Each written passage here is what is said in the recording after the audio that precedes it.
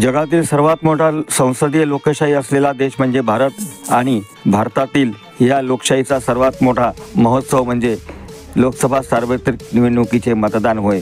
यंदाच्या 2024 होणाऱ्या 18व्या लोकसभेसाठी मतदान प्रक्रिया दिनांक 19 एप्रिलपासून सुरू झाली असून आज म्हणजे 26 एप्रिल रोजी दुसऱ्या टप्प्यातले मतदान पार पडत आहे।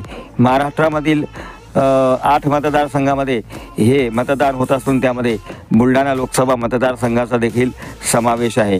आज सकाळी 11 वाजता चिखली विधानसभा मतदारसंघाच्या आमदार श्वेताताई महाले यांनी आपले पती व उपमुख्यमंत्री देवेंद्र फडणवीस यांचे स्वीय सचिव विद्याधरजी महाले यांच्या समवेत चिखली तालुक्यातील तोरणवाडा येथील जिल्हा परिषद शाळा प्राथमिक शाळेमध्ये असलेल्या मतदान केंद्रावर जाऊन आपला मताधिकार बजावला।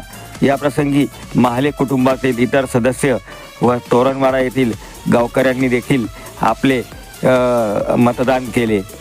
यानंतर मतदान प्रक्रिया पूर्ण पार पाडल्यानंतर आमदार श्वेताताई महाले यांनी मतदारांना काय आवाहन केले ते पहा या व्हिडिओमध्ये। MH28 news live Chikhli. सर्वात मोठा उत्सव म्हणजे लोकसभेच्या सार्वत्रिक होऊ घातलेल्या निवडणुका।